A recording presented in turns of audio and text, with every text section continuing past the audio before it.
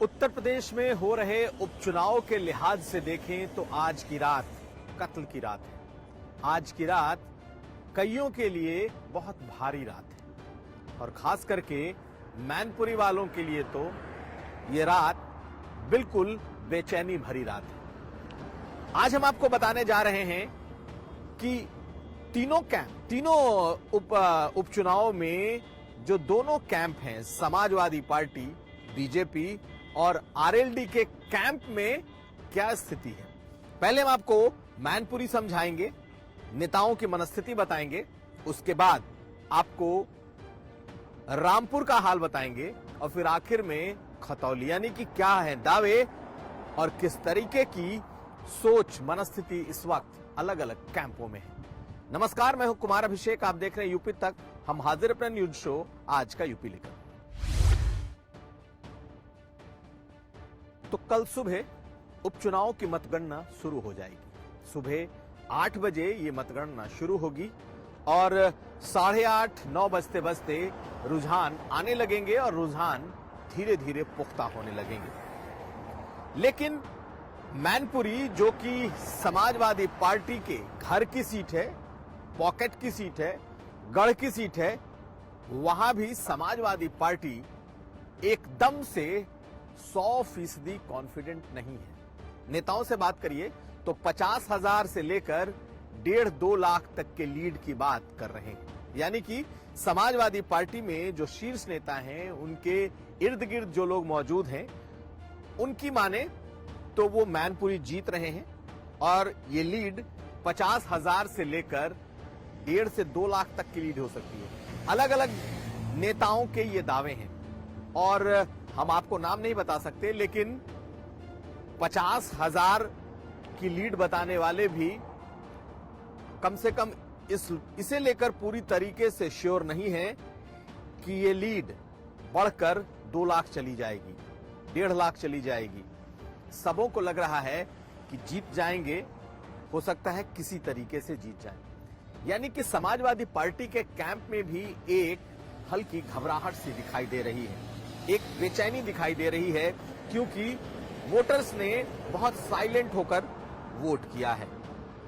शिवपाल यादव के कैंप की बात करें तो शिवपाल यादव के कैंप में ये उम्मीद की जा रही है कि ये जो वोटों का फासला है वो 1 लाख तक जाएगा, लेकिन वो भी इस बात को लेकर के पूरी तरीके से श्योर नहीं है कि अलग अलग बिरादरियों ने किस आधार पर वोट किया।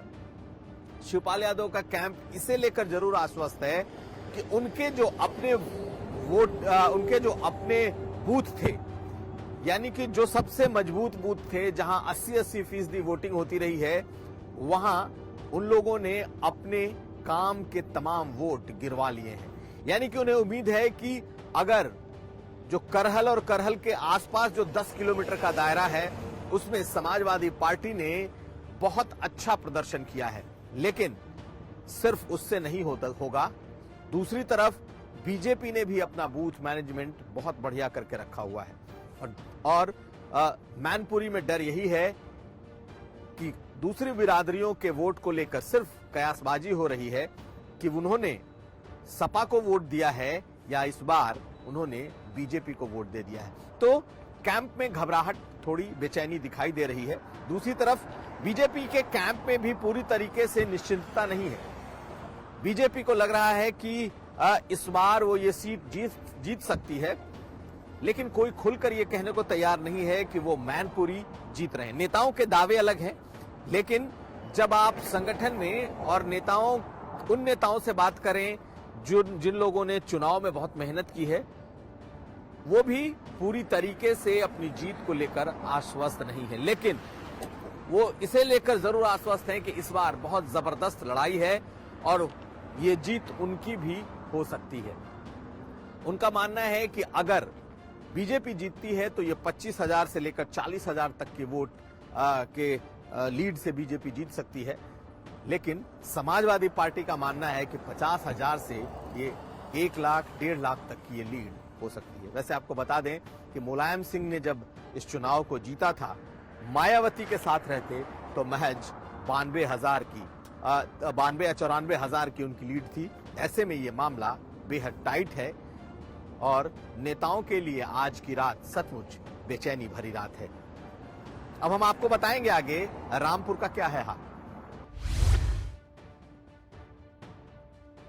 रामपुर सदर को लेकर बीजेपी बहुत ही ज्यादा उत्साहित है। बीजेपी का कैंप काफी ज्यादा उत्साहित है और उनका दावा है कि वो कम से कम रामपुर शहर 20,000 से ज्यादा वोटों से जीतेंगे। वहां मिल रहा हर शख्स कम से कम इन 3 सीटों में रामपुर सीट को बीजेपी की झोली में डाल रहा है। और सिर्फ ये बीजेपी की बात नहीं है, वहां पर जितने भी पॉलिटिकल जानकार हैं, कम से कम आधे दर्जन लोगों से मैंने बात की है और सबका यही मानना है कि इस बार रामपुर की सीट बीजेपी के झोली में जा रही है। बिरादरियों की बात करें तो आप आश्चर्य करेंगे, इस बार तुर्क बिरादरी ने बीजेपी को अच्छा खासा वोट दिया है। वो तुर्क बिरादरी जो कट्टर सपाई रही है और आज तक उसने साइकिल के अलावा कुछ नहीं सोचा। उसी तरीके से 12-14 हजार के आसपास रामपुर सदर में यादव मतदाता हैं और इस बार यादव मतदाताओं की एक बड़ी आबादी ने आकाश सक्सेना को वोट किया है, बीजेपी को वोट किया है। ये बात भी खुल करके सामने आई है। कुरैशी जो कि पसमानदा हैं, उनके भीतर भी बीजेपी ने सेंध लगाई है। ये तमाम वो तर्क हैं जो दिए जा रहे हैं कि इसकी वजह से आजम खान का candidate Samajwadi party Rampur seat हार रही है। दूसरी तरफ समाजवादी पार्टी के कैंप में मायूसी साफ दिखाई दे रही है। समाजवादी पार्टी की तरफ से बहुत कम लोग हैं जो ये कह रहे हैं कि इतना होने के बाद भी वो ये सीट जीत लेंगे। इक्के दुक्के लोग इस बात के दावे कर रहे हैं कि मार्जिन हो सकता है कि काफी कम हो जाए, बिल्कुल नेक टू नेक हो जाए, लेकिन ये सीट समाजवादी पार्टी जीतेगी। लेकिन आजम खान और उनके आसपास के लोगों में मायूसी भरी हुई है। आजम खान ने किसी से बात नहीं की है और आजम खान के आसपास के करीबी लोग भी कहीं न कहीं सशंकित हैं, आशंकित हैं कि ये चुनाव उनके हाथ से जा रहा है और सीधा उनका कहना है कि जनता ने उन्हें नहीं हराया है, या जनता ने, ऐसा नहीं कि जनता उनके साथ नहीं खड़ी है, बल्कि ये प्रशासन ने इस बार बीजेपी के लिए वहां पर पोलिंग कराई है, बीजेपी के लिए काम किया है। तो रामपुर में बिल्कुल साफ दो अलग अलग मूड दिखाई दे रहा है। बीजेपी का कैंप बेहद ही अपबीट है और उन्हें लग रहा है कि वो बीजेपी जीत रही है। समाजवादी पार्टी का कैंप मायूस है, उन्हें लग रहा है कि बीजेपी ने अपना काम कर लिया है। लेकिन वोट प्रतिशत में मुसलमानों की जो आबादी है, तादाद है, वो ज्यादा है और ऐसे में उन्हें इस बात की उम्मीद है कि मुस्लिम्स के बीच में बेहद नाराजगी हो सकती है, लेकिन उन्होंने सपा को ही वोट किया होगा। आजम खान के खिलाफ भी एक अपनी नाराजगी वहां दिखाई दी है और वो वोट, और खास करके जो नावेद मियां जो कि वहां के नवाब हैं, उनका जो अपना असर है, उसने भी मुसलमानों को बीजेपी की तरफ शिफ्ट किया है। कुछ मुसलमानों को जो उनके अपने कट्टर वोटर और समर्थक रहे हैं। ऐसे में दोनों खेमे की स्थिति बेहद साफ दिखाई दे रही है। रामपुर में बीजेपी कैंप जीत के दावे नहीं कर रहा, उसे लग रहा है कि वो जीत रहे हैं और समाजवादी कैंप को लग रहा है कि कहीं वो ये चुनाव हार न जाए।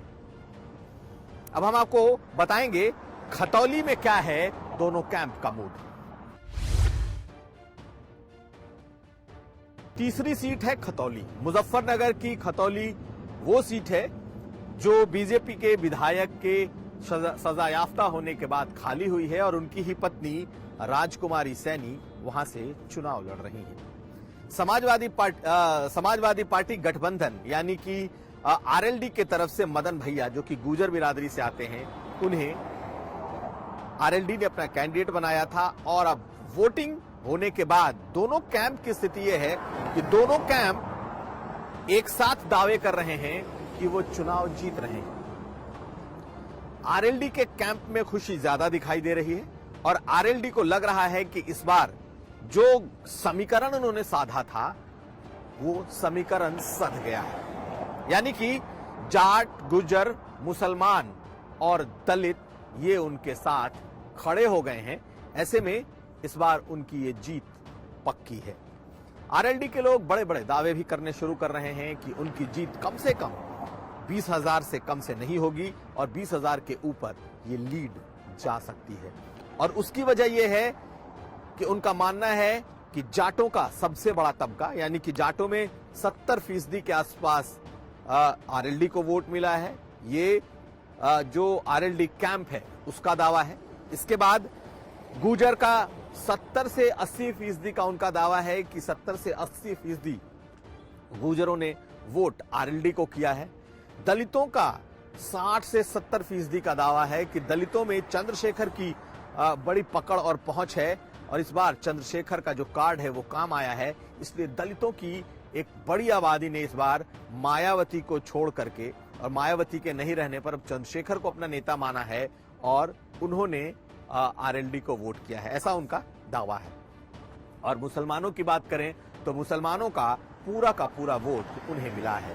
साथ साथ नाराज त्यागियों का भी एक बड़ा वर्ग, एक बड़ा वोट उन्हें मिला है, ऐसा दावा उस कैंप का है, आरएलडी कैंप का है। हालांकि इसमें काफी हद तक सच्चाई भी है कि ये जो समीकरण है ये इस बार जमीन पर काम कर रहा है। लेकिन दूसरी तरफ बीजेपी का जो कैंप है वो भी दावे कर रहा है कि इस बार भी ये जो मुजफ्फरनगर की खतौली की सीट है वो जीतेंगे। उनका मानना है कि हाँ, जाटों का एक बड़ा तबका उस तरफ वोट किया है, गुर्जरों का एक बड़ा तबका उसने भी उधर वोट किया है और दलितों में युवाओं का एक बड़ा तबका और खास करके दलितों का एक बड़ा तबका उसने भी वहां वोट किया है। मुसलमानों ने भी उधर वोट किया है। लेकिन इसके बावजूद बीजेपी इसलिए जीतेगी क्योंकि बाकी तमाम जो दूसरी बिरादरियां हैं उन्होंने बीजेपी को वोट किया है।